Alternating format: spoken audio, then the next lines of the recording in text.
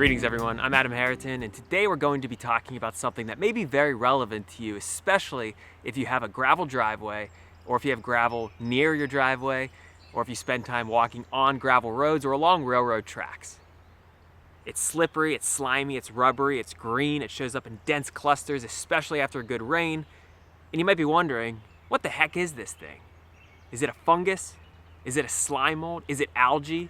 Is it harmful? Should I be concerned? Should I sell my house? Well, I'm probably not the best person to ask regarding that last point, so I encourage you to speak to your ecologically literate real estate agent on the matter. But regarding the classification of this living creature, because it is alive, it's not a fungus, it's not a slime mold, and it's not algae. This is something known as Nostoc commune.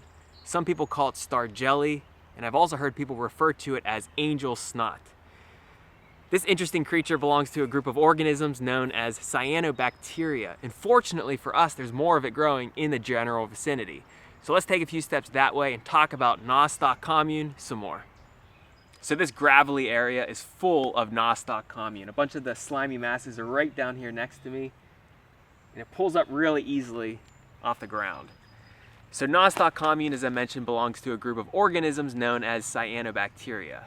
And because they're able to photosynthesize and because of their bluish green color, some people refer to cyanobacteria as blue-green algae.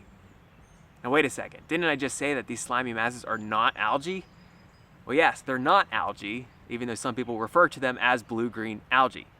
Sounds confusing, but decades ago, cyanobacteria or blue-green algae were classified along with the green, the red, and the brown algae as photosynthetic microbes. But it was soon discovered that the blue-green algae were actually prokaryotic bacteria and not eukaryotic algae. So cyanobacteria are bacteria, meaning the slimy masses of Nostoc in your driveway are bacteria. And Nostoc commune is a truly fascinating creature. It forms these gelatinous bodies on nutrient-poor soils and on rock surfaces. When wet, Nostoc commune is plump and green or brownish green in color. It's very easy to spot these masses during the rainy season, and if you're wondering if Nostoc commune grows on your property, specifically in the gravelly areas, take a walk immediately after a rainfall because that's when you have the best chance of seeing it. However, when water is not available, Nostoc commune dehydrates completely, and it becomes a mostly inconspicuous dark greenish-brownish mat. It's very easy to overlook. But here's the remarkable thing about Nostoc commune. It can remain in this dehydrated state, still alive, for 100 years. And it will rehydrate and resume its metabolic functions when water becomes available again. Pretty amazing stuff. So Nostoc commune is this greenish color, at least when fresh, because it contains chlorophyll and it photosynthesizes. But it doesn't just photosynthesize. Nostoc commune also has the ability to convert atmospheric nitrogen into more usable forms of nitrogen that living organisms require for growth and for maintenance. This is called nitrogen fixation. And this process is crucial in all kinds of habitats, particularly those that are quite inhospitable, like alpine, arctic, and desert ecosystems. These are all places where Nostoc commune grows. So Nostoc commune is kind of a pioneer species in this way. Usually when we talk about pioneer species, we talk about trees, like aspens or locusts or birches. But we hardly ever talk about cyanobacterial pioneers, like this creature right here. And think about it, it makes sense that it is a pioneer organism. Nostoc commune grows in unfavorable habitats where many other species cannot survive. Nostoc commune holds onto water, Nostoc commune contributes to the buildup of organic matter, and Nostoc commune takes nitrogen from the atmosphere and makes it available to other organisms.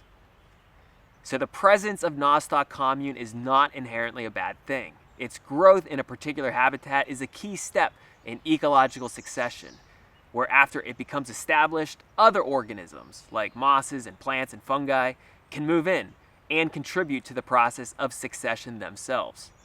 Now, if you are still not fascinated by the presence of Nostoc commune on planet Earth in the 21st century, perhaps what I am about to say next will pique your interest.